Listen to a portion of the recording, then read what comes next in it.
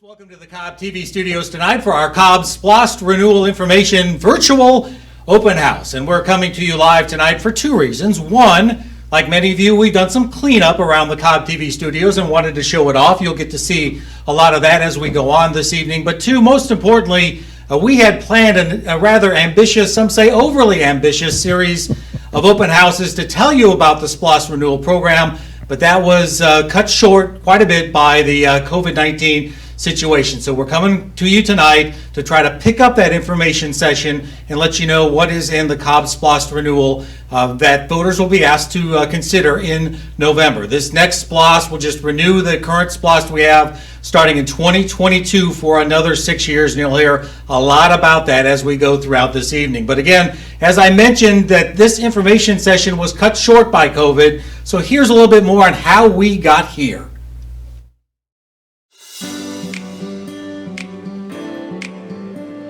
The SPLOST Renewal Open House Tour made it to 4 stops across Cobb County before all our lives were changed thanks to COVID-19. But those who were able to make it out to the first few seemed to learn a lot about the legacy SPLOST has left in Cobb and how important it can be for the future. The 1 penny is very impactful with the how far it seems to go and the different projects that it can fund over time. Right. Typically what we have seen is that there's been a lot of expenses as to this SPLOST program that in the past in other counties are actually paid for by the actual property taxes that we pay. Okay, but this way it keeps our millage rate low, everybody pays it, people that don't live in this county contribute to our county and pay for our roads, projects, and parks. When the community needs a facelift, it gets a facelift, and it's due. It's time. It's well worth the money. SPLOST stands for Special Purpose Local Option Sales Tax, and over the years in Cobb County, the extra 1 cent has funded some of the county's biggest transportation improvements, like the East-West Connector for one, built the backbone of a regional library system like the North Cobb Regional Library, and funded a long list of improvements to our parks.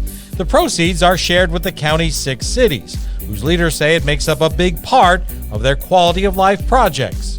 we just don't have enough money in our budget to do some of these things. So SPLOST really makes a huge difference in our city's budget and helping with paving roads, projects and transportation, and those types of things. To be truthful with you, I think we've gotten so dependent upon SPLOST, I don't know how we would do without it. It has definitely increased our infrastructure. If it were not for SPLOST, because SPLOST is certainly our capital improvement plan, we would be having to raise our taxes, our property taxes, in order to have our infrastructure up to the point of where it is today. So it's been a godsend. Indeed, having SPLOST has helped keep Cobb County's property tax rates the lowest in the metro area. It has assisted in keeping the county's AAA rating for 24 straight years now. And even with SPLOST in place for decades, Cobb County is still tied with others for the lowest sales tax rate in Georgia. SPLOST has enabled the county and its 6 cities to proceed with projects that otherwise would remain on the drawing board.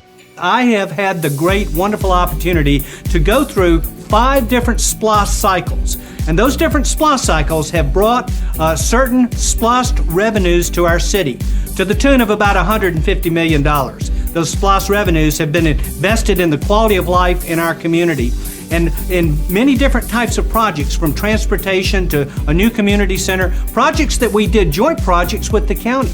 And these projects are quality of life projects. You see, without SPLOST, our community would not look the way it looks today.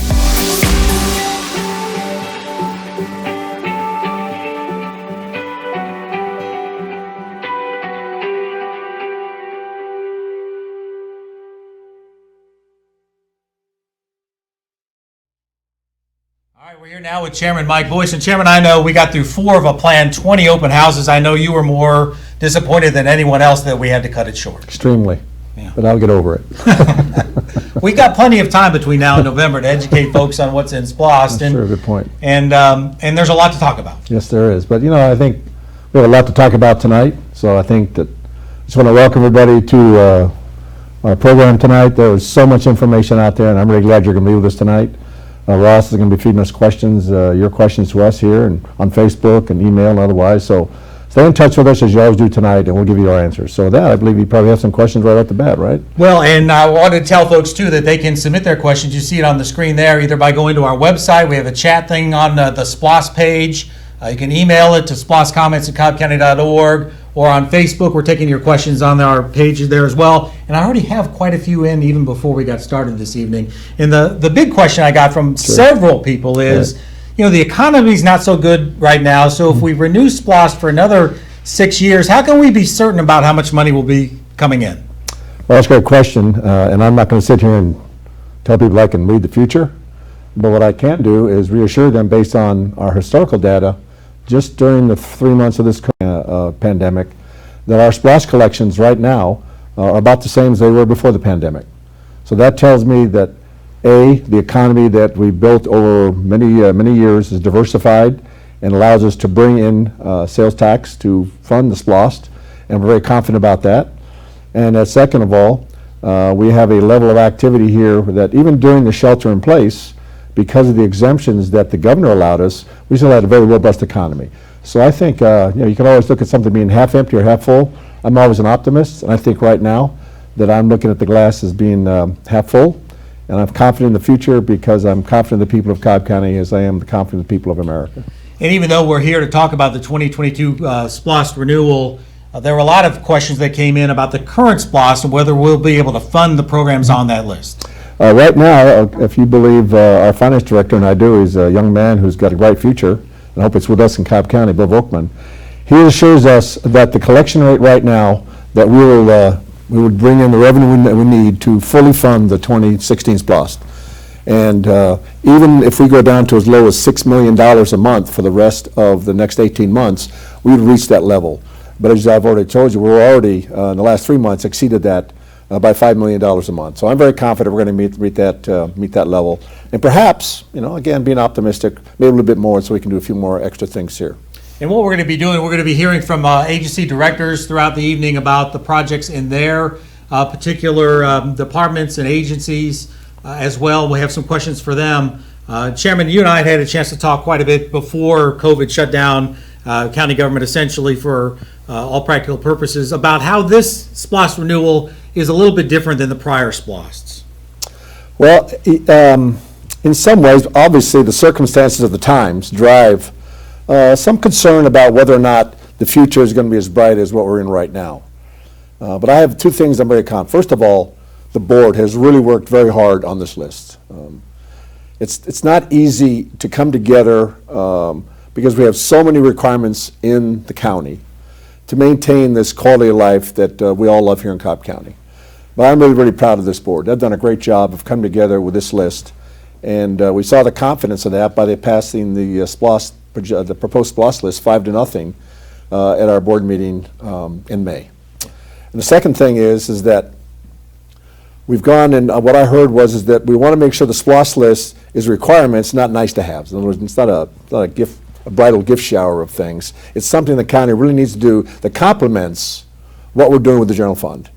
And they've really done a great job working with the staff, with their community to come up with a list.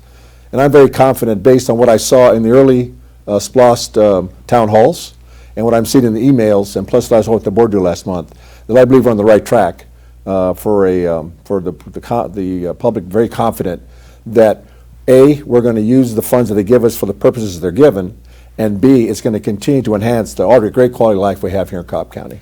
And I should mention, for those who want to follow along and play along at home, if you want to check out that SPLOST list that the board approved, go to cobbcounty.org. There's the big SPLOST page right on the front page. If you go into that, there's a big green button there. You can push that, download the entire SPLOST list, and see what is on the Cobb SPLOST renewal for 2022. That includes some countywide projects, too, I think you want to talk about. Yes, we do, right. Let's get started tonight with the countywide projects, and then we'll lead into the other programs here from the other agency directors.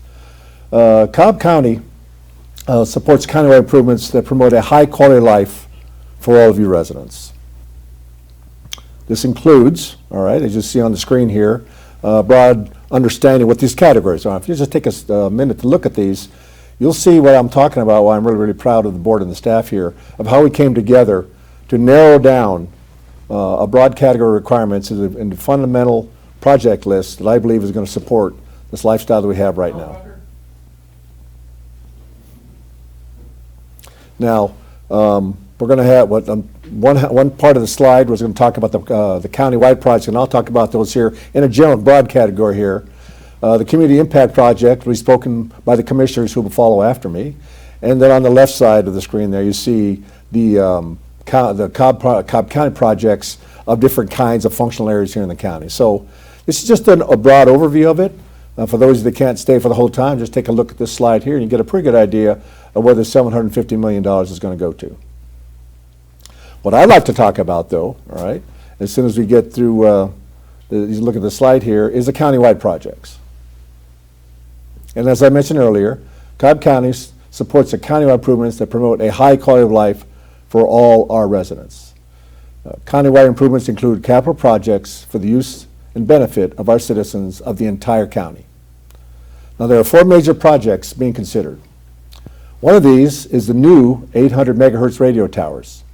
SPLOST funds will be used to replace or repair the existing radio towers and build 2 new towers. This will increase the radio coverage throughout the county, making the 800 megahertz radio system more effective in identified trouble areas. SPLOST funds will also be used for a brand new animal services facility to accommodate a growing animal population and provide much needed upgrades to kennels, facilities, and other veterinary services. I know many of you are going to be happy about that. The largest request under consideration within SPLOST will be used to make technology improvements within the judicial offices. Modern technology permits courts to improve the administration of justice, enhance efficiencies, and meet the technology expectation of today's course participants and you, the taxpayer. Finally, SPLOST funds will be used to replace the outdated access control system located at the Adult Detention Center, so allow the county to maintain industry standards. The total estimated project cost for all these countywide projects is in the neighborhood of $46 million. All right, thanks, Chairman. And once again, this is a sales tax that will continue in 2022. So why, a lot of questions are, why are we being asked to vote on it so soon, so early? Actually, it isn't so much the county that I think is the emphasis time, it's the cities. The cities, as you know, we have a terrific relationship with all 6 cities here in the county. We have I would say that one of the things I think we're probably most proud of is this relationship we have with all the cities and the mayors and their citizens. And the cities have been using SPLOST over the last generation to recapitalize their cities, in order to bring them into the 21st century. And while SPLOST fund is important to the county, it's really important to the cities. And they wanted to make sure they had the continuity to continue this recapitalization of their programs. Because, as I sort of explained during some of the SPLOST town halls, you know, for the county, because we are going to get the majority of the funds, we'll be able to fund most of our projects coming out of the gate in some portion or another. The cities, though, because they don't get the same proportion of funds that we do, although it's tied to their population basis, sometimes $1 million building in their city, well, we'll collect enough funds for that in probably 1 month. It may take them a whole year to get that money. So they really want to be able to count on this funding stream to continue the progress they have, to make sure that they are going to be doing the projects that are important to them. Because I tell people, if the cities are important, the counties, if the cities are successful, the counties are successful. And if the county's successful, the cities will be successful. Right, and I know in the months leading up to the decisions on the SPLOST, input from the cities helped guide you to that 6-year time frame as Right. opposed to 4 or 5. Yeah, I think many people know that initially I was looking at a 5-year SPLOST. But what I totally missed was, until they sat down and talked to me about it, was that it just takes them a lot longer to generate the revenue they're going to need to do these programs. And they're going to need the whole 6 years to do that. So whereas I might have been able to live with the 5 years, again, it goes back to what I said earlier. We're in a really close relationship with them. And we want to make sure we don't do anything that adversely impacts on the success of the cities in the future. You heard from the cities, I know, but we had talked about the importance on getting public input into the SPLOST list. And we did get 4 of the open houses in before we had to cut them short, but there was a considerable amount of input from residents of Cobb County. Sure there was, and I want to be openly, acknowledge that we, obviously, I would have looked forward to the 20 town halls. That would have brought us more opportunity to do that. But I think, I've always believed in the people of Cobb County. If you explain to them why you had to make some changes, and it seems reasonable to them, they'll work with you.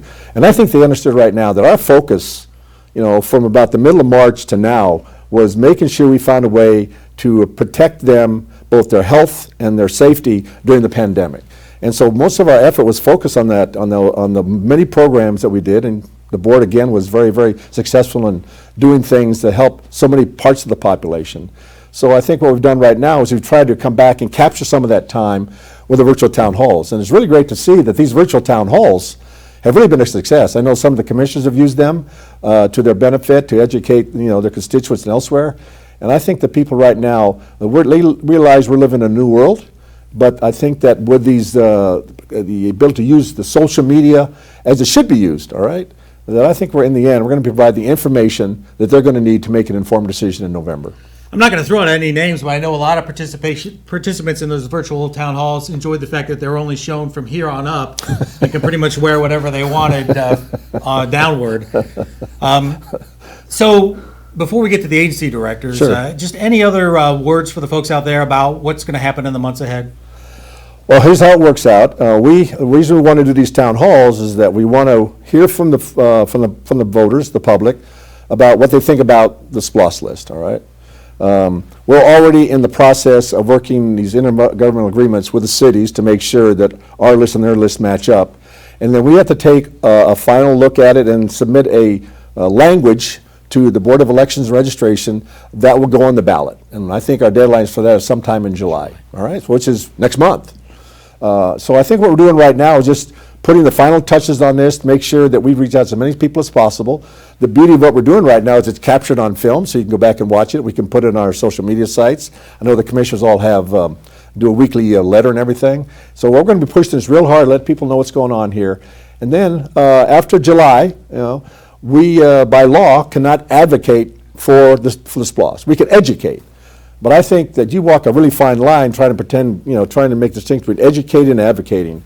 So what I will do is that I will simply refer people to what we're doing here over the next couple of weeks for education purposes, And I personally plan not to say too much about the SPLOST, other than the fact to remind people that they'll be able to give us the final decision on November 3rd in the general election. All right, and we should remind folks too that this is half of the education process. Tomorrow night, we'll have the mayors of the 6 cities in here to tell their residents, in fact, the residents of Cobb County, really what SPLOST could mean for their communities if passed for another 6 years coming up. So. All right, well, I think they've heard enough from me. Let's turn it over to Randy here. All right, well, we're going to start with agency directors, and Randy Kreider with Public Safety. He is up first to talk about SPLOST renewal and public safety. Thank you, Ross. And before I start talking about the projects that are on our 2022 SPLOST renewal list, I'd like to reflect back on some of the projects that we've been able to complete in the 2016 SPLOST. And for those of you who don't understand, I'm responsible for police and fire services, E911, animal services, and emergency management.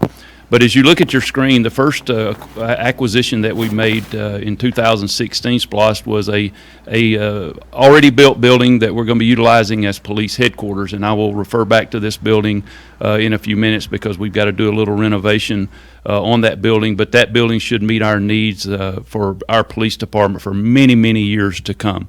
The second acquisition that we made was an already built facility that we're going to be utilizing as the police training center. I also will refer back to this in a few moments, but this facility here also is obviously more space than we currently need, but please keep in mind that we plan for many, many years to come so that we're not back asking for additional projects such as this on future SPLOST or those that would be purchased out of our budget. So this is another very exciting project that we were able to complete. The next project that we were working on and continue to work on is our vehicle replacement in the police department. Our take-home car program, you see some additional vehicles on your screen that we were able to replace with the 2016 SPLOST, and we will continue this program on the list for the 2022 SPLOST.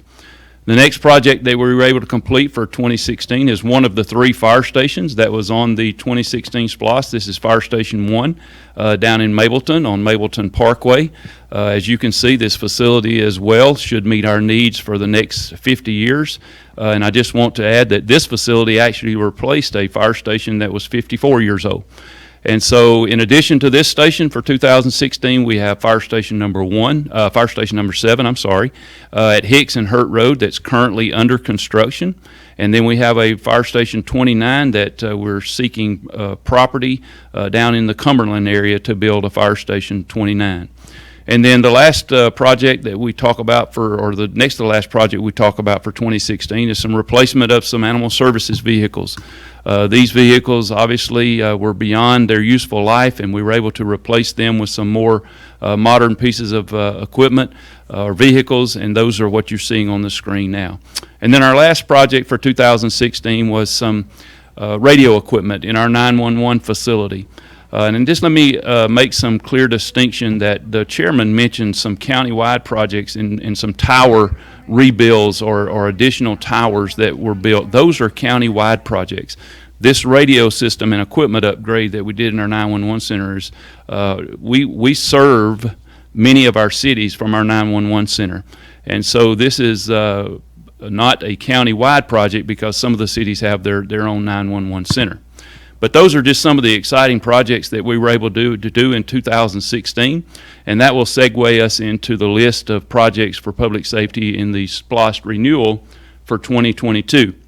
The first one being a firing range that will be constructed at the newly acquired training center for police that's over on the east-west connector. You see that project on the list. You also see that this building that we built for police headquarters was an existing structure, and it met our needs tremendously. But obviously when you buy an already built facility, there is some renovations that need to be made to a facility so that it more specifically meets your needs, and so we have some money in this 2022 SPLOST to do that. I mentioned also our patrol vehicle replacement for police. We see that program continue into 2022 SPLOST. And then we also want to build a new 911 center. Our current center has served our needs for many, many years, but as most of you know, or you may not know, that Cobb Police, Fire, and our 911 Center are all three accredited agencies. And in order for us to meet the industry standards and meet the safety guidelines for a 911 center, we need to construct a new 911 center on the same footprint, but just in a different location. And then we also have some radio system upgrades in the 2022 SPLOST. You see the funds for that. And then on the fire side, for many years, since 1994, our police and fire have shared a training facility. We had 1/3 of the number of employees back then that we have today. And as you can imagine, we have outgrown that public safety training center. But we want to do some major renovations to the current fire training center there on Valor Drive off of County Services. You see the funds for that. And then the last project on our 2022 list is a brand new fire station number 12. This will replace the current fire station 12 on Brackett Road near Canton Highway. That fire station was built back in 1963, 1964. And you can imagine the need to rebuild that fire station. So we will be doing that just north of the current Fire Station 12 location there on Canton Highway. So that concludes all of the projects that are in the 22 SPLOST renewal for public safety. And Ross, I'll turn it back over to you. Well, Director Kreider, we received a lot of questions concerning, a lot of them were kind of pointing to the current situation in society today. And I think when you look at the training center, you mentioned there's a big component of that in SPLOST, and you had mentioned how that could be very crucial for training and other things, not just for Cobb County Police, but really for the region. Absolutely. The chairman mentioned earlier that we really are proud of the relationship that we have with our cities, and even more specifically the relationship we have with our city public safety departments. And from time to time, we will bring those cities into the county and we will train together, because we recognize that you take the active shooter incident that happened up off of 41 up in Kennesaw. All of those jurisdictions work together, and so it's nice that they can come together and train together. And this new firing range that will be at the new training center will also provide some opportunity for other jurisdictions to come in and utilize that facility and build that stronger bond and partnerships with our training center for police. Did receive one question that came in too about police vehicles. You can kind of expound upon how important the take-home car program is. People asking whether that's necessary or not, but that's become pretty important. Absolutely, and for one, we're learning that we get a longer life out of a vehicle when an officer is able to pour their time and energy into to that being their vehicle. We've noticed that these vehicles are lasting us longer. It also puts them in their beat much quicker, because they're going straight from their home into their beat on most occasions. And so there's a lot of benefits to the take-home car program that we've experienced here at Cobb, and we want to continue that. And so that's why this being a 6-year SPLOST, we recognize that these vehicles rotate out and reach the end of their useless life during a 6-year span. Many of them do, and that's what we'll use this money for. Thanks, Director Kreider. Technology is a great thing, but when I'm getting questions texted to me during the show, it gets a little distracting at times. All right, if you saw the pie chart earlier, you noticed that more than 45% of the revenue from the SPLOST renewal will be heading to roads and infrastructure, and of course that means the Department of Transportation. And its Director Erica Parrish is with us here now to tell us from a DOT perspective what SPLOST renewal means to them. Erica? Thanks, Ross.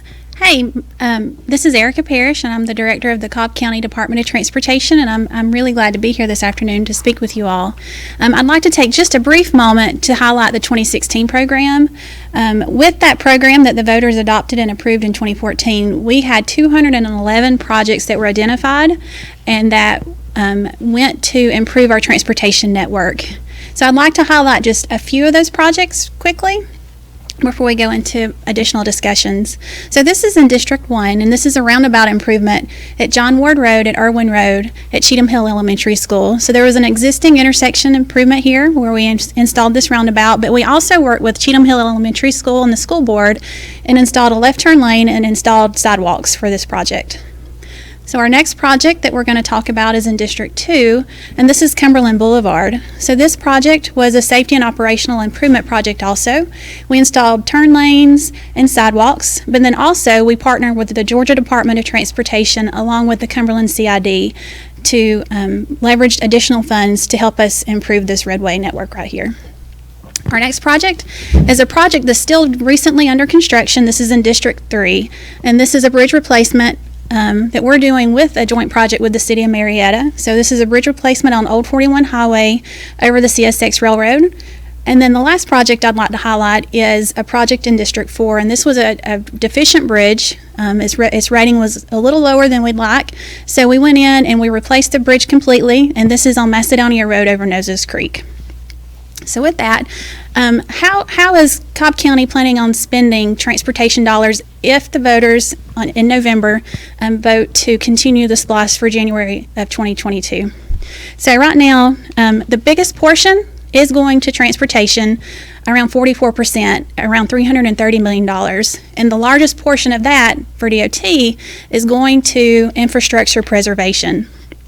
So when you see this pie chart, you'll see $213 million going just for resurfacing of roads, $13.8 million going just for bridges and culverts, and then $10.35 million going for drainage system preservations over the 6-year program.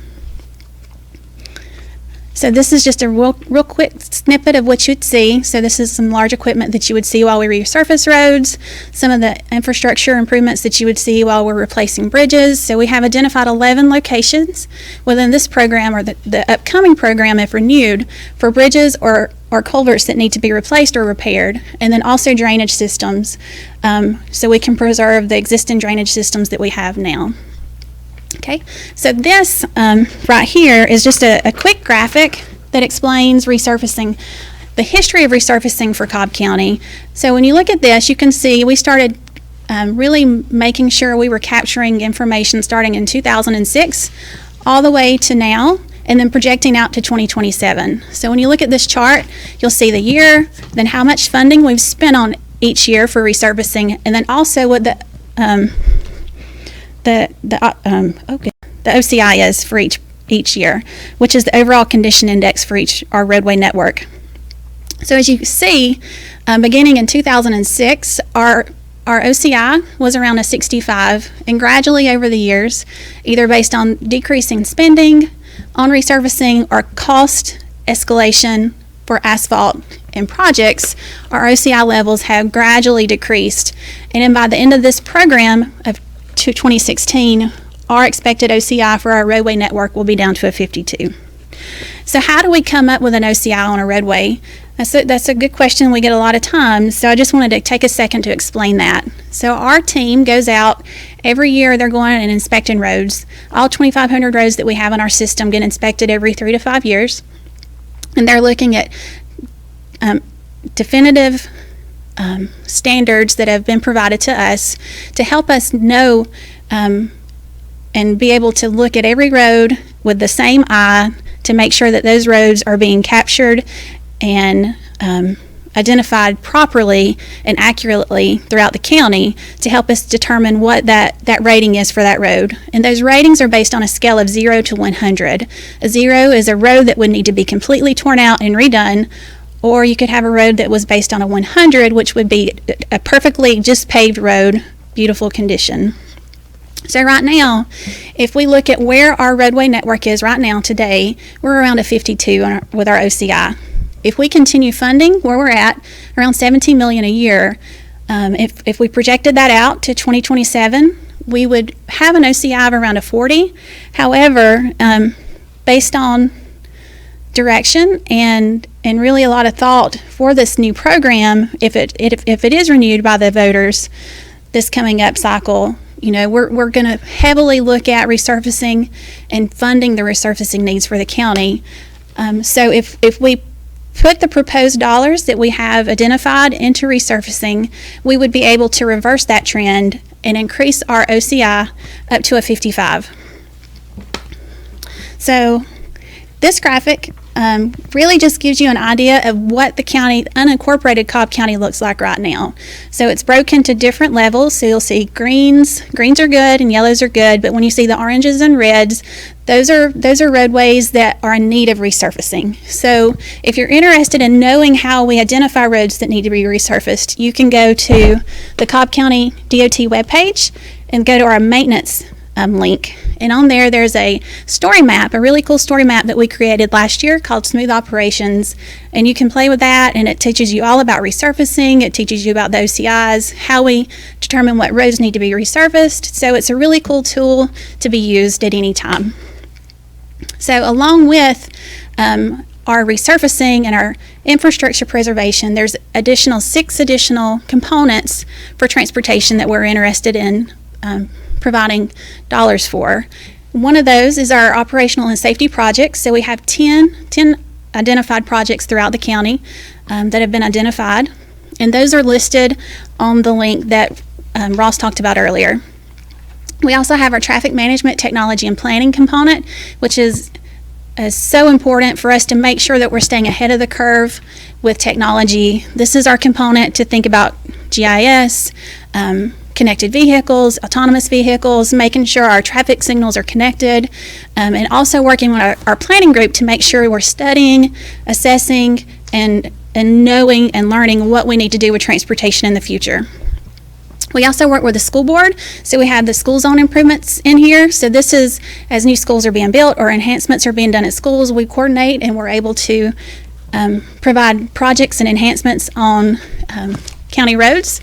We have our federal, state, local match bucket, our component. So this is a really great opportunity for us to be able to go and match dollars for projects with federal, state, FTA, federal highway, and match dollars and leverage dollars for projects in Cobb County.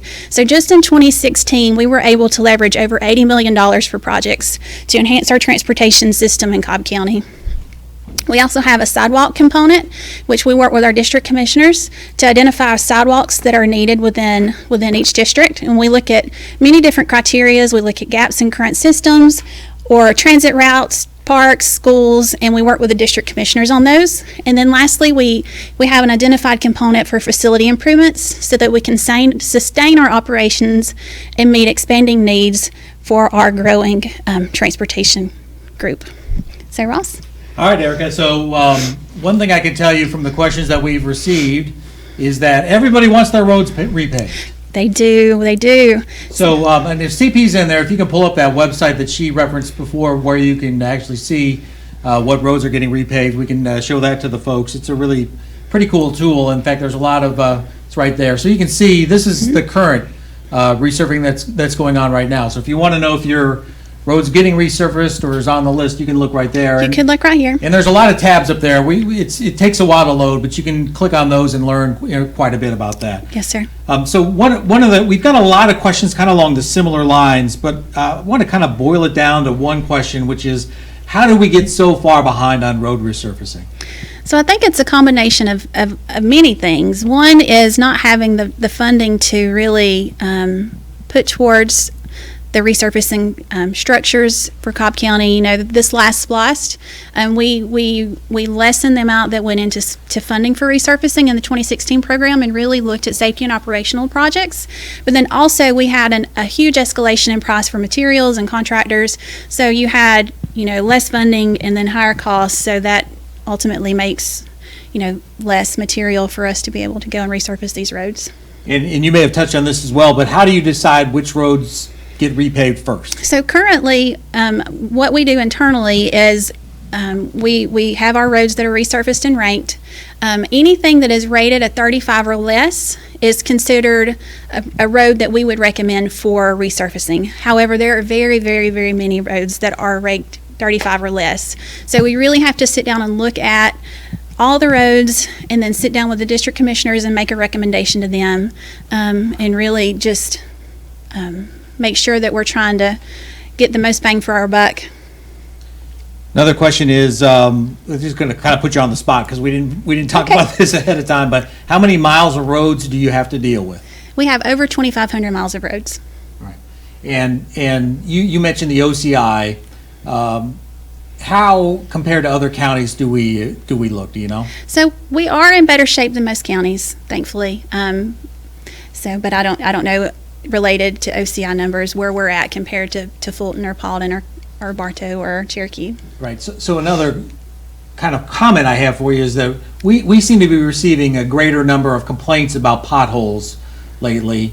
Is that true for you all, and why is that? And then how could SPLOST help change that? So one thing that we have noticed, so over the years, I'm not sure that I touched on this, I meant to, is the typical life cycle for a roadway is 15 to 20 years. So we're getting to an end of life on a lot of these roads. So a lot of these older subdivisions, you're starting to notice cracking, alligator cracking is what we call it, lateral cracking, and these potholes that are popping up. So one major complaint we get is when these happen in the winter, we're not able to go in and put in hot mix. We have to use a cold mix, and then it pops right back out. So you're calling us, and we're coming back out a few times, so we can't fix it 100% properly. We need to wait for the warmer months so we can use that warmer weather to put that good asphalt down, cut it out properly. But another thing we've noticed over the years is that the development standards weren't the same as they are today. So a lot of these subdivisions that we're going in don't have a graded aggregate base or a rock base, so there's no structure there. So that asphalt's just crumbling, and you can't fix it without going in and really doing a full-blown reconstruction. So digging it all out and putting that base binder and topping back in. And we should mention that the covered bridge hasn't been hit in quite a while. I just know. wanted to throw that out there. We're so very happy about that. I know. Everybody's always asking about that on social media. Yes. I'm trying to avoid questions really about specific projects, but I got a couple. Maybe it's popular in the neighborhood. Bell's Ferry crossing Noonday Creek. Will pedestrians be available to go over that bridge? Yes, sir. That is when we will make sure that bridge does have a pedestrian component on that. You know, we've gotten a lot of questions about sidewalks, and I really want to avoid certain roads, but just describe the sidewalk component in SPLOST and how that's determined. Okay, so the sidewalk component is less this year than it has been in previous SPLOST. For the 6 years, each commissioner has been allocated around less than $3 million per year. We have $11.7 million over the 6-year program that is split equally between the district commissioners. So as we get sidewalk requests or the commissioners receive sidewalk requests, we take those in. We have a matrix that we look at. So we look at one, how many people call in, request these sidewalks, but also look, is it a gap? Is it near a school? Is it near a park? Is it on a transit route? So we have all this criteria, and then we sit down with the commissioners yearly, bi-yearly to say, you know, we've been getting these requests. This funding's available. Are you interested in prioritizing any of these projects? However, with the limited funding that we have designated for this coming up SPLOST, right now, if you have a road that you're going to put sidewalks on, and you do not have curb and gutter, we have to install curb and gutter for protection of the pedestrians, along with making sure that water from the road is not slushing across the sidewalk. So you're looking at close to $1 million a mile for sidewalk. Right. So it's very expensive. I want to get you to repeat something you said before just to remind me, but a couple of questions too about that OCI. Yes, sir. So if SPLOST is passed, we get the renewal for another 6 years. We go from what to what? So we would go from a 52 to a 55. Right. And so I got a couple questions that doesn't sound like much of a gain. It doesn't, but it's definitely much greater. So around that 50 mark is when you go from a good condition of sidewalk and start creeping into a fair condition where you're starting to see more potholes and cracks and issues. So the more that we can creep up, and that's our goal, is to, you know, increase our funding and start creeping back up to a 55, and then continue that funding to creep that OCI up higher so we can get closer to a 60. All right, last question before we move on, and this is not necessarily a SPLOST thing, but I just wanted to mention to the folks out there that even during the COVID crisis, your teams have really got a lot of work done. They have. So unfortunately, people were home, but fortunately for us, we were able to get out on the roads. For our traffic group, it was really great. We were able to get out to a lot of the signals and do a lot of preventative maintenance. Our road crews were able to get out and do some projects. You know, without that heavy congestion on the roads and traffic, we were able to really get on those locations without the worry of traffic we still needed traffic control, but not as much traffic control. And it was a lot easier for us to get out there and do a lot more preventative maintenance. All right, appreciate it, Erica Yes, sir. Parrish Thank with DOT. Don't go too far because I got a feeling more DOT questions will be coming in. A reminder for those out there that you can send us your questions or comments at SPLOSTcomments@cobbcounty.org. You can go on cobbcounty.org and look at our front page, the SPLOST story there. Click on it. There's a chat feature available as well, or make a comment in the form of a question, please, on Facebook on this live broadcast, and we'll get hopefully get that in and get that to some of our participants out here. Next is what we call public services, the fun stuff, parks, libraries, all that good stuff. And Mr. William Tanks is here to talk about public services. Thank you very much, Ross. My name is William Tanks. I am your director of our public service agencies and facilities. Those agencies that come under public services are the departments that provide access to that quality of life for leisure and recreational activity. We're talking about our parks, our libraries, our senior centers, just to name a few. And the great condition that a lot of our public access facilities and recreational facilities and all of our swimming pools, all the things that you're able to enjoy in your leisure time have really benefited from past SPLOST funding. As a matter of fact, you look at our Sewell Mill Combination Art Center, Amphitheater, Library, our new Miller Event Center, our top line, our parks, Mud Creek Park was a great facility over there. Mabry Park, very beautiful park over there. We also have the regional libraries. All these facilities have benefited from previous SPLOST funding. When you add in our staff, the quality of our staff and the work they put into it and the service that we provide, it's no surprise that Cobb is recognized regionally and nationally as a leader in this industry of recreation and leisure. As a matter of fact, our parks, our Cobb County Parks was named this year top park agency in the state by the Georgia Recreational Association for any agency or municipality over 500,000 people. And that's a direct reflection of our facilities that have been funded to SPLOST, and also it's a direct benefit to you, our citizens.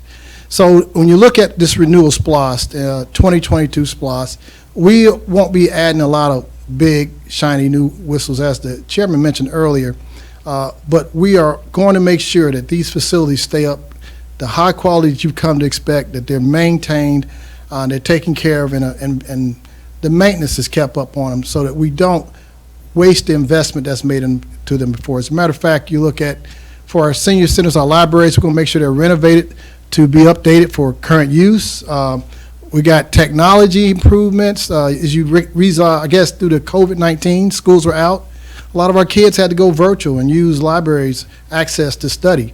Well, that kind of improvement are the things that we're going to make sure that our libraries, so they stay relevant. And then our senior centers, we're going to modify and adjust facilities there. You know, we have to replace roofs, just like you do in your homes. Our heat and air systems, our synthetic turfs, our fields, all these things require upkeep and maintenance. And that's what this SPLOST, the renewal SPLOST, would do for these facilities that you come to enjoy. And that's to make sure they stay in tip-top condition so you can continue to enjoy the quality of life that you've come accustomed to. For the most part, we have about 4% of what's coming in, and that's plenty enough to do what we think is necessary to keep these parks and facilities and our senior centers and our libraries where they need to be over the next 6 years and into the future. All right, William Tanks, thank you. Before we get into some SPLOST-related questions, I got some non-SPLOST questions about when are the libraries going to be open again? I thought this was a SPLOST virtual town hall. I don't mind answering that question. The criteria for us opening up was set to, of course, follow the governor's orders, but also to make sure we had proper PPE, proper equipment that was safe enough for not only our employees, but our patrons. And we are very close. We're looking at right after July 4th, right around July 6th, that you should be able to go inside our libraries, feel safe, and use our facilities. One thing that's kind of held us back is that we started the drive-through. And when you bring books in from the public, you can't just turn around and give them out. They have to be checked in. They should be at least sterilized, cleaned, or set aside.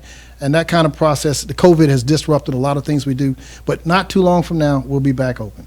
All right, and much like Erica, where everybody wants their roads resurfaced, everybody wants their parks enhanced and redone. I got a couple of questions about Kemp Park and Price Park, really about how SPLOST could affect those parks. And you can just be general about how it affects parks facilities in general. Yeah, one thing for sure, a lot of our parks have the synthetic turf. These have end of useful lives. Once that stuff deteriorates, the quality of the park is gone. So you have to, at the end of useful life, you have to make sure that's placed out. Another thing are lights. You know, a lot of our ball fields, folks play athletic games after dark. We have some of these lights are outdated. They're not energy efficient. So now we have the new technology in the lights. I forget the term. It slips my mind right now. The LEDs. LED. Thank you, Ross. Appreciate that. The LED lights. You know, that saves us energy, and it also is very good light. You know, then also people like pickleball, so you have to take some of these courts and renovate them and move stuff around. The floors get worn out if you get a bad roof. So a lot of this stuff is just to make sure these facilities stay in tip-top condition so that you can continue to join. And I know this falls under the community improvement projects part of SPLOST renewal, but there were a lot of questions that came in about the land adjacent to East Cobb and Fuller's Park. It's a big deal out where I live in East Cobb. What Yeah, can you say about I'm that? not surprised that one came up.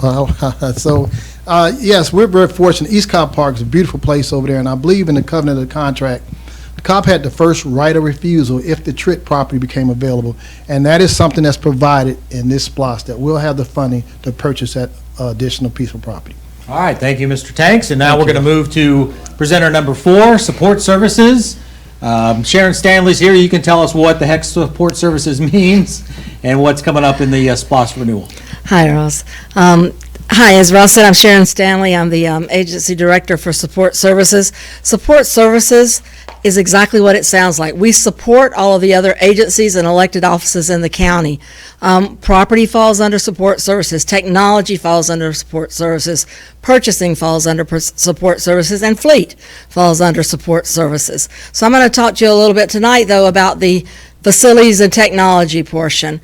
In the technology and facilities component of the 2016 SPLOST, we were able to actually make improvements to our infrastructure and our buildings, which included things like improving our, if we can get the slide up there, it is fine, which included things like improving our buildings, both interiors and exteriors. We replaced roofs, we replaced aging air conditioning systems. We paved parking lots at our facilities. In addition, we also modernized our life safety systems in our facilities, and that's critical because that's how we provide safety for not just our employees, but our citizens who come into our facilities.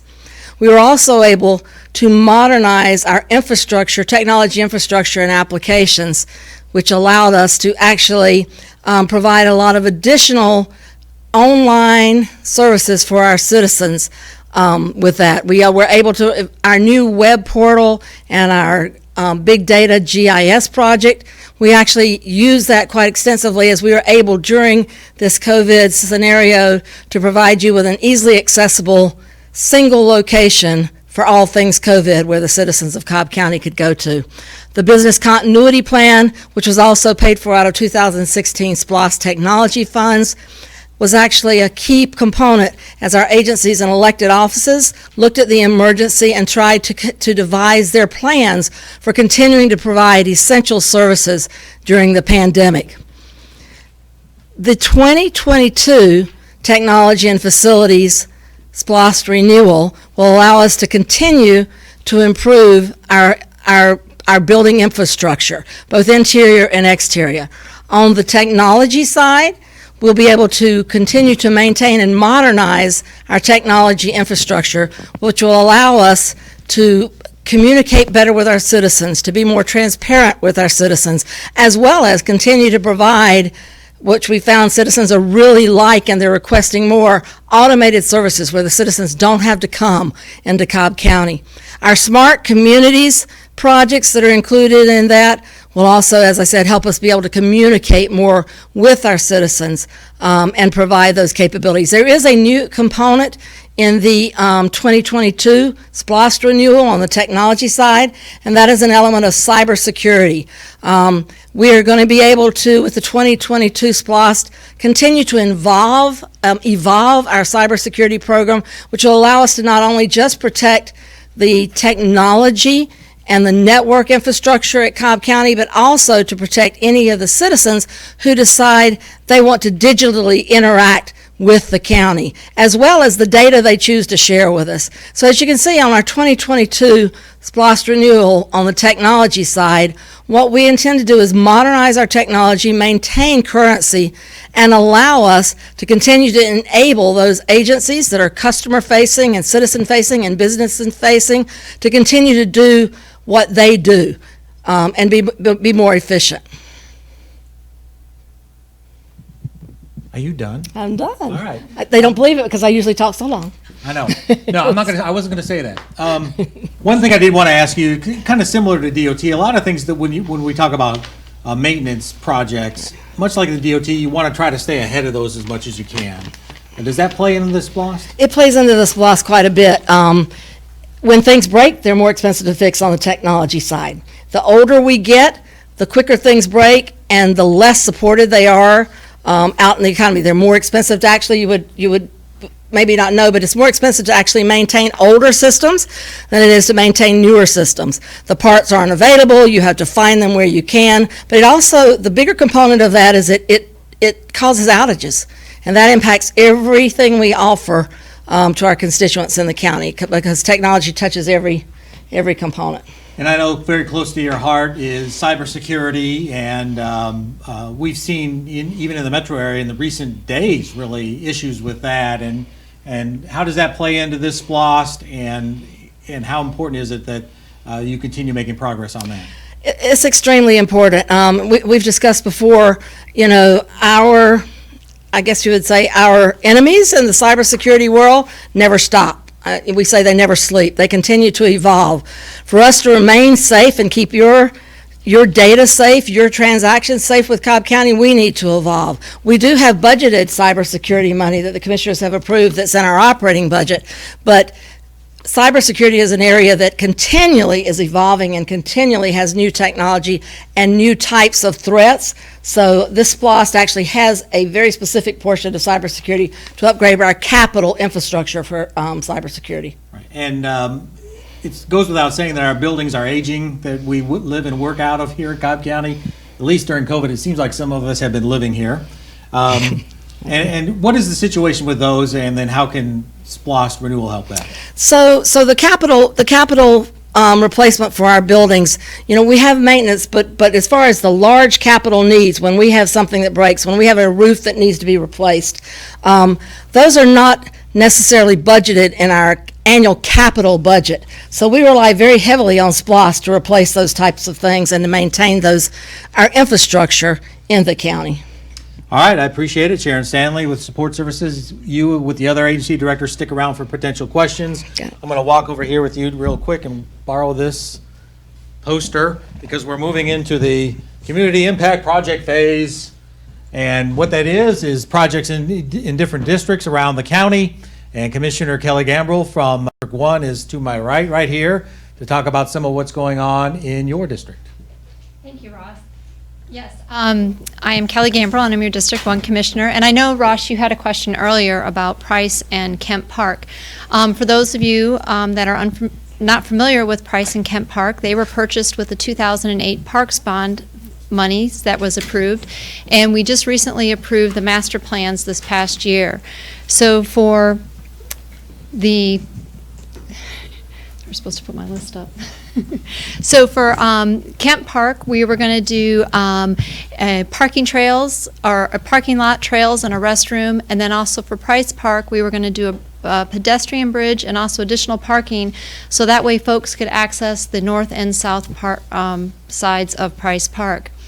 With our Al Bishop complex, we're going to do an LED conversion on the lighting and also add synthetic turfs. Lost Mountain Complex, we're also going to do LED conversion and synthetic turfs. The Big Shanty Park, we're going to do additional parking to handle the use at the art station and additional tennis courts. The Ward Recreation Center, we're going to have interior and exterior renovations. Our Cobblestone Golf Course, we're going to redo the cart paths repairs and also replacements. The North Cobb Regional Library, we're going to do project completions that have been left over and not able to be completed from our 2016 SPLOST. And then the North Cobb Senior Center, we're going to do a covered walkway and portico, so folks have an easier time getting in and out of the buildings.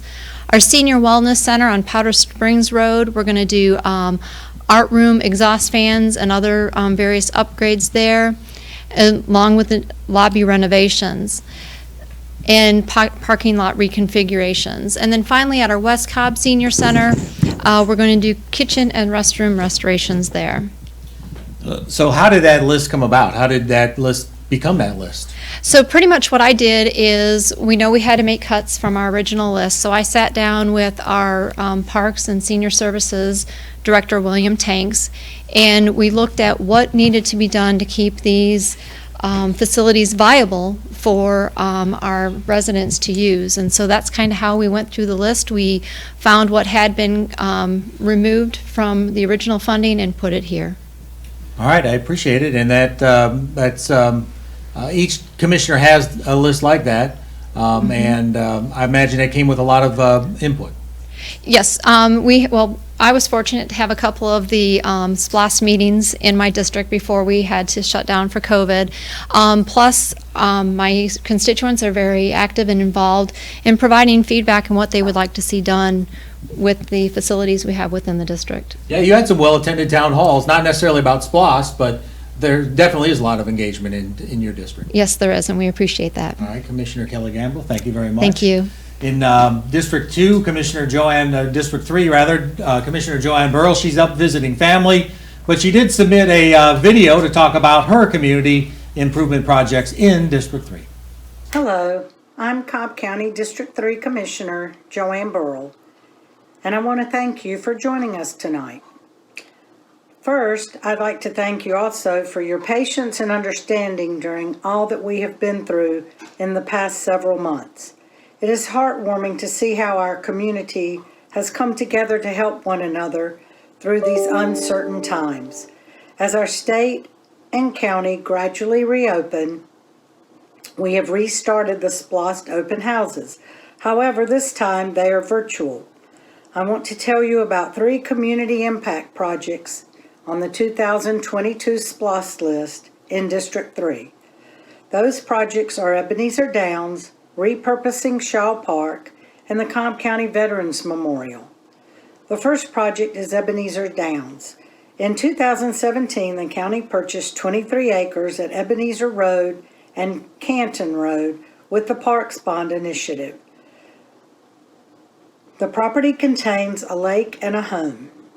With additional development and renovations, we will have a place where families and neighbors can have picnics, meetings, and many other events at home and lakeside pavilions.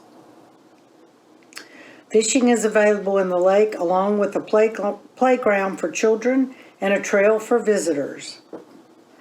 The second project is repurposing Shaw Park. Shaw Park has reached the end of its useful life. Repurposing Shaw Park will create more recreation opportunities for our seniors, children, and those with special needs. Some ideas that have been discussed are additional pickleball courts, an all-inclusive playground, and many more. However, we want to hear your ideas as well. You will see Shaw Park transform into another gem of our community. Last but certainly not least is a park where we can reflect and learn about those who have dedicated their lives to securing our freedoms. The Cobb County Veterans Memorial. In 2015, the Cobb County Commissioners had a vision to build a memorial for our veterans and their families as a tribute for their service and sacrifices to this country, state of Georgia, and Cobb County. The Cobb Veterans Memorial will be in District 3 on county-owned property between the Civic Center and Central Aquatic Center on Fairground Street. The project is a collaboration between Cobb County and the Cobb Veterans Memorial Foundation. The memorial is our way to say thank you, and as you engage in the virtual open house tonight, please consider these 3 projects: Ebenezer Downs, repurposing Shaw Park, and the Cobb County Veterans Memorial, and what they mean for your family, your neighborhood, and our community. God bless. Thank you, Commissioner Burrow. And I will say this, if COVID's done nothing, it's taught her how to work the technology, because she shot that all herself and did a very fine job. We're talking about community impact projects. District 2 Commissioner Bob Ott could not be here tonight. This is District 2 over here. If you notice one thing, there's only one dot on his list, and that's the Tritt property next to the East Cobb Park. We already talked about that this evening. So his community impact project funds go to simply purchasing the Tritt property next to East Cobb Park. So should SPLOST be renewed for the next 6 years, as you heard, we have the right of first refusal on that property. That community impact funding will go to buy that land next to East Cobb Park. And I live out in this district not far from that park, and I know how much that means to people who live out there. Now we go to District 4, Commissioner Lisa Cupid. She's up here to my left to talk about some of what she has in store for her CIPs. Commissioner. Yes, thank you, Ross, and good evening. I'm glad to speak with you about District 4's community impact projects. First, starting off with the indoor track and field. This project resulted from speaking with community members for years, and particularly with our coaches of the Cobb County Police Athletic League. I learned that we have thousands of youth who have scant space for training and for competing here, and they have no space to compete year-round. And this is not just the case for our youth, but for our athletes here, not just in Cobb County, but in the state of Georgia. Our nearest indoor track and field facilities that are indoor are in Alabama and in South Carolina.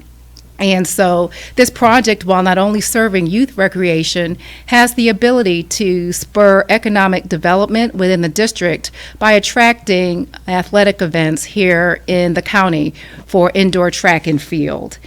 The amount of money that has been set aside for this project will not be adequate to cover the full facility, but in speaking with our coaches, I've also spoken with other entities that are in the track and field arena, and the success of this project will be based on the success of partnerships with other organizations who can help with the funding of this facility. Our next project goes to Osborne Recreation Center. This project also came about from having conversations with multiple members of our community. I met with school and community leaders and learned that we have a dearth of community amenities that are available for residents in this area. And there's one particular story that really touched me when I learned that we had some youth that broke into the school, not so that they can commit vandalism, but so that they can play basketball. And when you see that occurring, you know that we've got to do something as a community to make sure that we're providing amenities so that they can be able to convene without having to be in any trouble with the schools or administration. So we set aside fundings in the 2016 SPLOST for this project. However, we learned to build the type of facility that the community desired from meeting with leaders every month, as we have been for probably the past 2 or 3 years, that we needed to have additional funds go to this project to help with land acquisition. So that's why you see the limited amount of funds here for recreation. It's not to cover the facility in full, but in part, and primarily to ensure that there's adequate funding to go towards land acquisition. The next project is the Mabel House restrooms. I have heard from community members over and over again that an outdoor restroom facility is needed for when there are events in the outdoor green space. The nearest restrooms will be available in the amphitheater and in the Mabel House Cultural Center, but that's across a parking lot, which we certainly don't want to have our children traverse when we have outdoor events. So the community came to me and asked if they can have a safer space and option available not only for those youth, but when we have any events outdoors, for people to be able to relieve themselves as they're enjoying that space. And so I think that this $100,000 will be money very well spent. The next project, or next few projects that we have on the list, pertain to parks. We've had a number of residents ask for additional investment in parks, and that we don't leave our new parks that we funded through the Parks Bond without any type of development over the next SPLOST program. And so I asked residents via email and also at meetings where they wanted to see investment, and we came up with a list of Powder Springs Park, Bartlett Park, Fir Park, Henderson Park, and Heritage Park, which span Mableton, Powder Springs, Smyrna, and Austell. And so these projects here would respond to the community needs. However, they are not specific in labeling what specific investments would take place at the parks for a reason. As a district commissioner and coming in new, I had the ability to work with residents to talk about what they wanted to see at parks in real time, because if commissioners prior to me would have stated their interest years prior to me coming on board, I couldn't be responsive to the needs that were growing amongst residents during my service and while that park was going to be addressed through the SPLOST program. And so I thought, since leadership is going to be changing in District 4, that the new commissioner should have the ability to be just as responsive as I was able to be to residents when those projects come up on SPLOST. And so you'll see just a general bucket there for each of those areas. And I think we'll still do a lot of good in helping to develop out those parks. The next project kind of holds near and dear to my heart, which pertains to the Hollydale Gateway sign. This is another project, again, that stems from meeting with the community and listening to the community. We have a project initiative in District 4 to create a sense of place around our schools. And as a Board of Commissioners, there's not much that we can do inside the classroom, but we certainly can do things around our schools to make our schools an enjoyable place for learning and to make that community an inviting place. And so in speaking with residents and some of our leaders of our schools, we came up with a school pedestrian safety project, which would allow us to create a sense of place similar to what you may see in our community improvement district areas. For instance, if you go to the Cumberland area or if you go in the center area, you'll see things look different. They look inviting. You'll see streetscaping. You'll see ornate sidewalks and other amenities there that make it an inviting place. And this is what we wanted to facilitate around our schools. Uniquely to Hollydale, in meeting with the principal there, she said, there's some things that we can do on our campus, but we have this really tired sign that leads into our community. And it doesn't necessarily give the best image of who we are as a community. And I agreed with her that we could do more because, as you know, first impressions oftentimes leads to a lasting impression. And we want to give people a positive impression about that community that reflects the care and pride that that community has towards that area.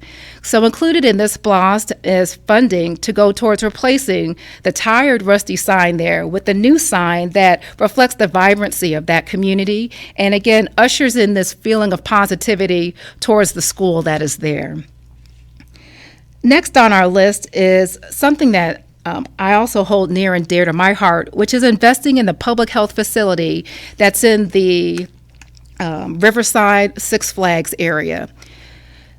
Many people may not know, but we have some alarming rates when it comes to maternal and infant mortality that's on that side of town.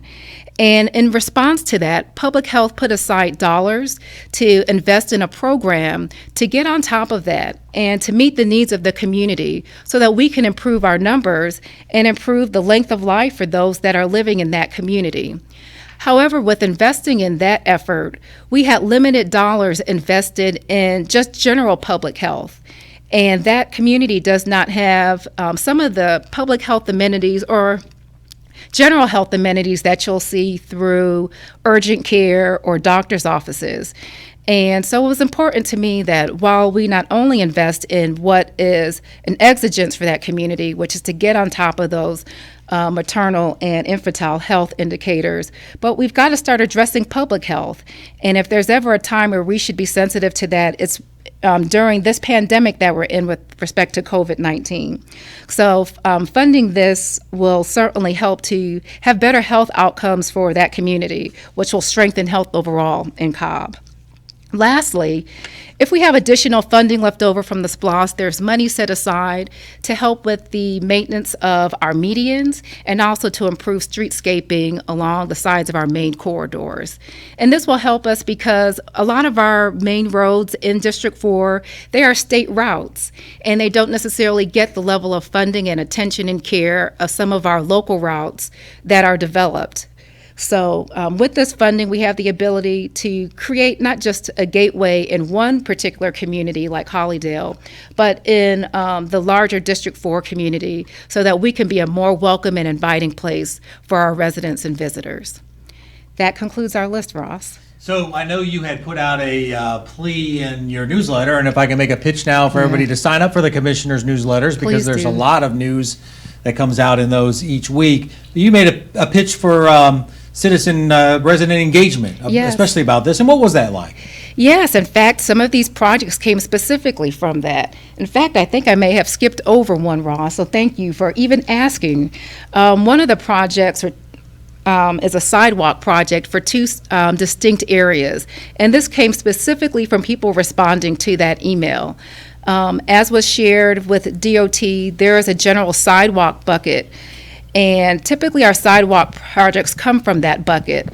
However, we have such a limited amount of funding that when I got these two requests, I said I need to do something to specifically respond. There were lower dollar projects, but there are projects that particularly impact our youth.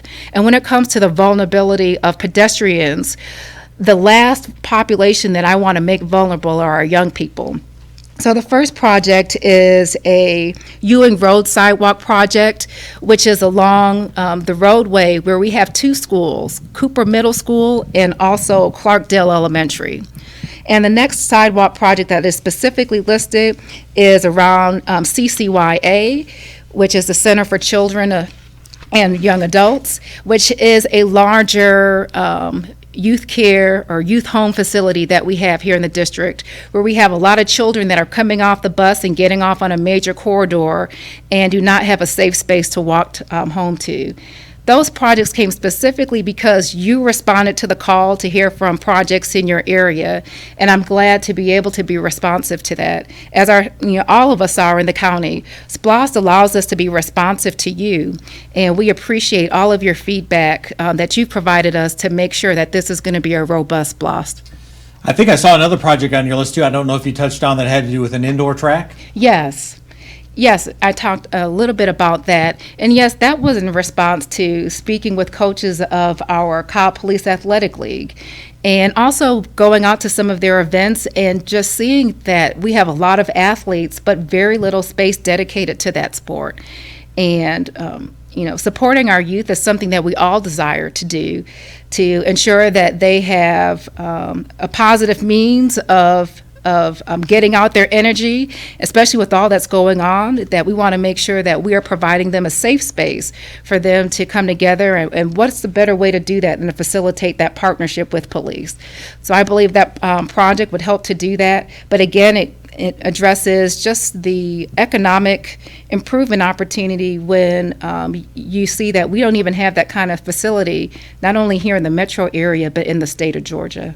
You've been on the board now for a little bit. Just a little. Just a little bit. How would you describe the impact of SPLOST on your district? SPLOST means a lot to my district and to all the districts, but I'll speak a little bit about District 4. In District 4, we are a more moderate income district than some other areas, and we rely heavily and we greatly value and appreciate our public amenities.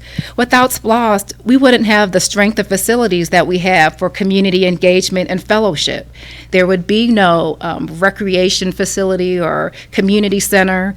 I look at that beautiful Seven Springs pool and water splash site that we have that brings together thousands of residents in Powder Springs every year. That would not be possible without SPLOST. SPLOST means a lot to us from a recreational perspective, but even just from a day-to-day perspective, the sidewalks to get people home safely and the roads, being able to drive safely home without running into potholes. SPLOST is important to our residents and it's important to Cobb. And what are your thoughts about, we've gotten a lot of questions on why 6 years, and what are your thoughts on that length and why that is or may not be important? Yeah, certainly with a 6-year SPLOST, it allows you to tackle more projects to be responsive to constituents. And while I value the need for, or the desire within our cities to have a 6-year SPLOST, it's also desirable for residents that live in unincorporated Cobb County. To be honest, I'm excited about the District 4 projects that are on our list, but it doesn't cover all of the requests constituents have had.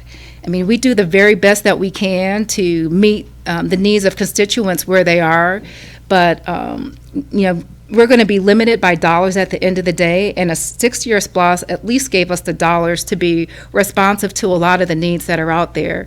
And we would have been a lot less responsive if it was a shorter SPLOST program. All right, I want to bring the agency directors and the chairman back up here because the questions are piling up, so I want to get to those as soon as possible. Okay. One last question for you, though, Certainly. is I know you had to pare down this list a little bit.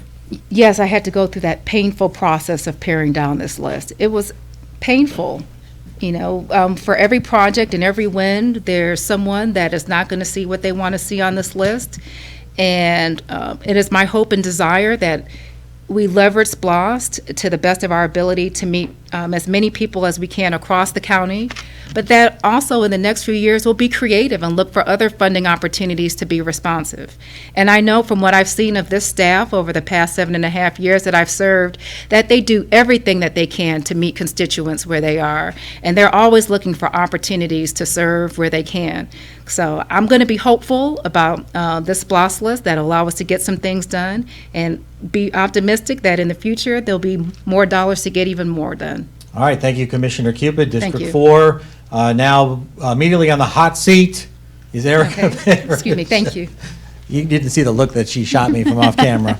But a lot of the questions coming in have to do about DOT. So I wanted to run a couple of them by you, and then I've got a couple for the chairman right after that. But the first has to do with a question about traffic signals. Are you looking at new technology to replace traffic signals, to better monitor and control traffic? Is that part of the SPLOST? Is that something going on? No, most definitely. That is one of behind resurfacing. Probably the next number one request that we have are traffic signals and the horrendous traffic that we have in Cobb County.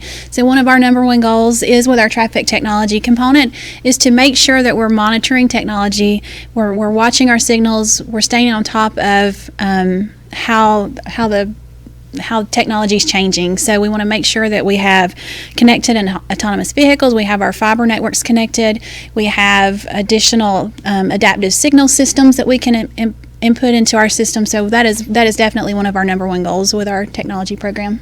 All right, while you're here, let's keep the transportation questions rolling. What about resurfacing materials? People are asking about whether we can get anything that lasts longer. Well, it's a good question. So we work with our traditional asphalt plants and utilize our traditional asphalt. So a few years ago, they kind of changed the formula of the amount of, I think they call it RAP. So a lot of times with our asphalt, they'll recycle when they've milled up. When you see those big tractors, they grind up and mill up some of those potholes, or when they resurface, and they'll either recycle some of that. And one of the standards changed a while back to allow additional of that RAP, that ground up materials, to be recycled into the mix. That's one thing that we're looking at, definitely, because that may not have as much of the asphalt stickiness to the materials than when they put it down. So we're looking at that to see if there's ways that we can actually try and improve on that and work with our asphalt contractors. But that is a Georgia DOT standard that we apply to our processes. All right, one more for you, then Randy, got to follow up right after that if you want to mosey on over here. Next question is, people are asking, since resurfacing is a big component of this SPLOST, how do you hold those people who lay down the resurfacing responsible for how long their product lasts? I'll put it that way. So that's one thing we have to do. So every contract we have an assigned inspector that is out there on those jobs.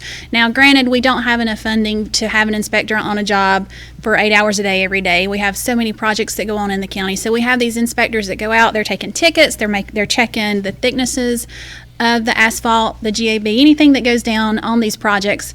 However, those asphalt contractors, subcontractors, whoever's working on that project, guarantees we have a year-long warranty period on those. So anything that unravels or comes apart during that 1 year period, we're able to go back to that contractor before we accept it. So we'll do, right after it's paved, inspector comes back out, we'll do a punch list and give them that criteria that what needs to be fixed, and then from that point on we'll have a year, if anything happens, to go back to that contractor to have them replace or fix those issues. Okay, I lied. I got one more for you. Okay. Can you give us a list of roads would be repaved in the SPLOST renewal, and if not, why not? No, we do not traditionally do that, and it's really, there's just so many roads. So what we do is, if you'll remember that one chart that shows all the roads in the county out of the 2,500 roads in incorporated Cobb County, we look at the OCIs every year and what those road conditions are, and then we sit down and really vet those roads, and then we sit down with our district commissioners and the chairman to go over the roads that we want to present for them to consider. So traditionally that is not something that we have done and would want to do just to, because there's so many variables year by year. Been trying to make her break out into a sweat. It hasn't happened yet. She's answering it well. Director Kreider, quick question for you. This is a countywide project, but I'm hoping you can address this. Yes. We've got a lot of animal lovers out there who want more details on why a new animal shelter is so needed. Well, obviously, Ross, the facility that we currently have is a very old facility, and we want to be committed to taking care of the animals that visit our shelter on a regular basis. We want to be able to better take care of them. We obviously know that there's additional technologies out there as well for animal services, and so that if you haven't been through our animal shelter, you can see where we've done some major renovations over the past, but that facility is one of those things where it gets to a point to where you say, am I really spending taxpayer dollars wisely by continuing to work on and putting patches on something that it's inevitable that it's time to replace it. And obviously people love their pets. We love to take care of their pets until they can be adopted, and it's our goal that all pets are adopted out of our facility. And when our citizens visit our animal services facility, we want them to go into a clean environment. We want them to go to an environment that ensures them that these pets have been taken care of. We have our own vet services on site. And so this is just another need that we've recognized, and it's a countywide project because it serves all of Cobb County, even the cities. Okay. I have some for Chairman Boyce, who's still here. If he can come take my hot seat for me. I'll ask a couple of questions that have come in, that kind of a general basis. But Chairman, as you're walking in here, first question is, why aren't we seeing anything about transit on the SPLOST renewal list? Next question. I think that during the last couple of years, I put out a plan ahead for how we want to discuss mobility issues. And right now, we're focused on the SPLOST renewal program, because I really believe in my time in office that you want to bring one big issue to the voters at a time. And so this year, we're going to be talking about SPLOST renewal. As you know, in 2021, that's the year for the eSPLOST. We want to make sure that the education system also has an opportunity to look at a renewal for their SPLOST. And then in 2022, we'll be addressing mobility issues, which is both transit and transportation issues. Right. But a lot of this, they play together, as you mentioned, often transit and transportation. Sure. And a lot of this SPLOST has to do with transportation. They do, but again, like Commissioner Cupid said, there are more requirements than we have funding for. And quite honestly, it was the commissioners that had to make the hard calls as to what projects would go into the SPLOST list. Now, everybody knew my number one priority was resurfacing. But nonetheless, they all had a hand in that too, because it was the resurfacing is connected to other transportation issues, as Eric was talking about, the adaptive signaling, trying to think ahead into the 21st century for autonomous vehicles. There are so many moving parts in today's world that involve transit and transportation that they're all kind of iterative. So whatever we're doing right now may lead into what we're going to look at in 2022 if we decide at that time we want to bring additional projects to the voters. That'll be again with a referendum. Interesting question from somebody else who wondered, as we're considering a SPLOST renewal that starts in 2022, they still seem projects pop up on our agendas from the 2005 and 2011 SPLOST, Yes. and why that is and why that is not closed out. Well, that's a great question, and it actually took me a while to figure it out myself. But what happens is Some of these projects involve us buying land, and they involve legal cases that come with the purchase of the land, and right-of-ways and things of that nature. And there are just some legal issues that just take time to resolve. I know one case we handled last year, it was almost 10 years, going back to 2005 SPLOST. And we finally settled all the issues regarding the purchase of that land in the 2005 SPLOST. And we have to have money set aside, fenced off in each of the SPLOST to make sure that we can deal with any potential litigation that comes with that or the resolution of that litigation. So again, the good news is we have most of that almost resolved now, but these projects are so large and involve so much displacement of property sometimes. Let's just look at the connector between Windy Hill and Terrell Mill. That's going to be going through some neighborhoods. We had to buy property there. I imagine that'll be some, even though it's in the 2016 SPLOST, I can see very well where that would be something that'll go well into the, this decade before we resolve all the land issues there. Another question that came in of a general nature said, if the county finds ways to save money in projects or reallocate funds, can they be used or should they be used for other purposes? The law is very clear about what we can do with that, with the SPLOST programs and the funding here. And I'm really proud of this county. Look, there's $750 million out there for the current 2016 SPLOST. And I forget how much was in the one before that.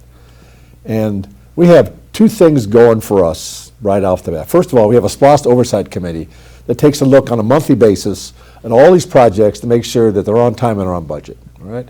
What am I talking about here? There is nothing more important than having a government that is honest and earns your trust. And when you provide us with the funding for certain things, we have to show you that we're using that money specifically for those projects as laid out in the referendum. So I think if you look at the SPLOST projects after they're finished up, most of the projects themselves have funding savings in them. Now, within that category, it may allow us, for instance, to do more repaving of roads, all right? It may allow us to do something with a specific project to adapt to it.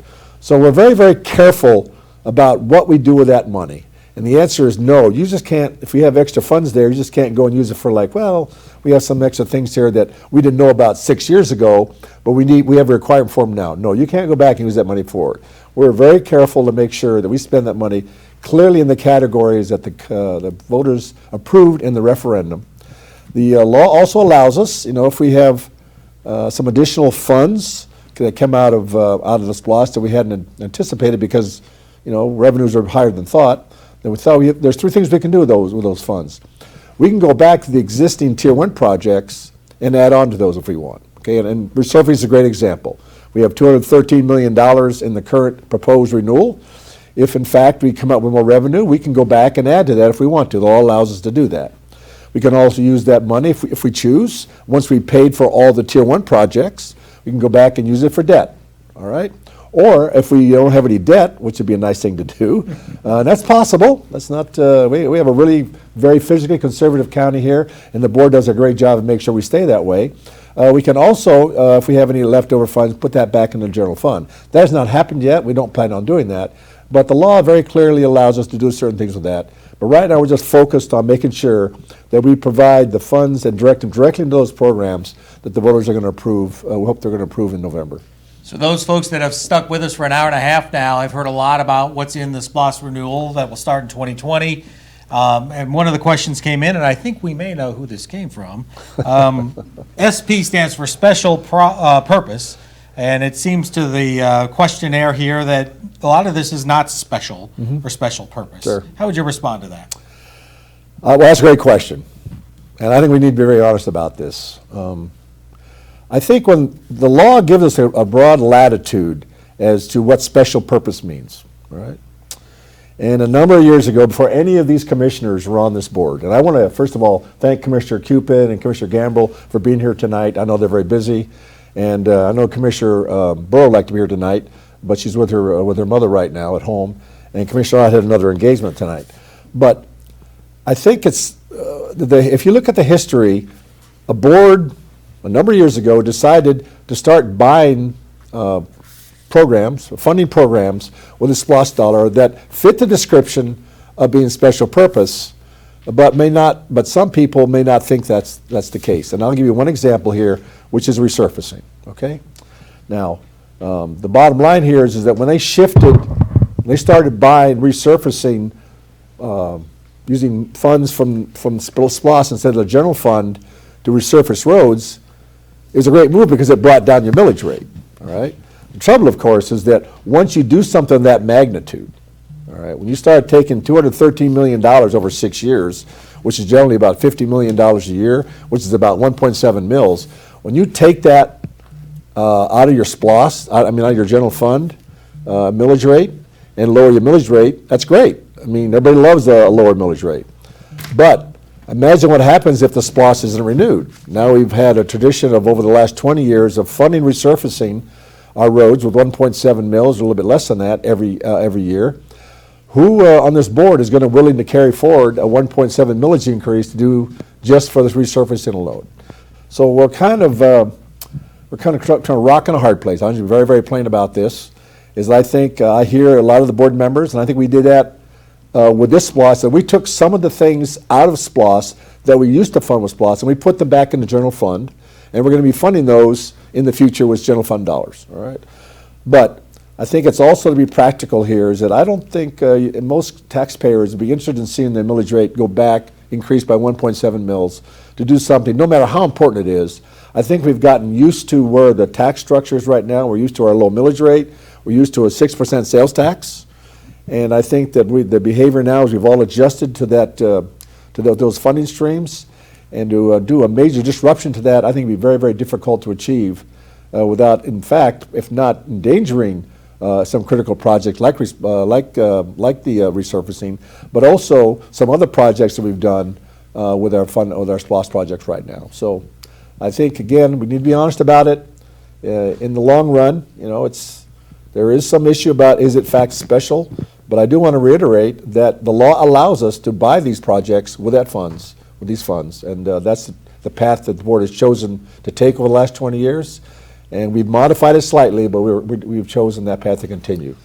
Well, I think you just answered already 3 questions of the same venue here. If this SPLOST is not renewed, then what? Well, I think there's a lot of danger, not just to the county, but also to the school system. And I go back to what I said earlier here. Like, this is just an opinion from Mike Boyce, but I just really believe that the taxpayers, the voters, are very, very busy people. And you only have a finite amount of time to capture their attention because they're doing so much in their lives right now, particularly during this time when we're trying to adjust our lives to the pandemic. And I believe that you only want to have one major issue a year that involves any kind of funding, all right? So if we don't renew the SPLOST this year, I mean, it gives us an extra year that we can bring it back next year in 2021, but in so doing, we might jeopardize the education SPLOST. And I made a very big point about how our relationship with the cities is very important. So is our relationship with the 2 school systems in Cobb County, between the Cobb County one and the Marietta School District. We are all tied together, and we all work together for a common good. So we want to make sure that whatever we're doing here doesn't impinge on the ability of the other institutions, either municipalities or the school system.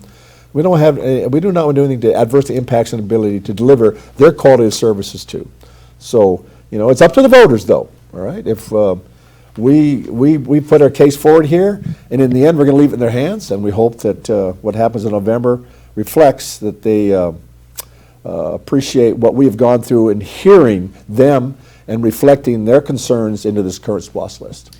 Here's a question I don't know off the top of your head. Maybe somebody else may have the answer to. Why is the cost for project management not included in this SPLOST? It's a great question. I thought it was. Here comes Erica Parrish to answer that question.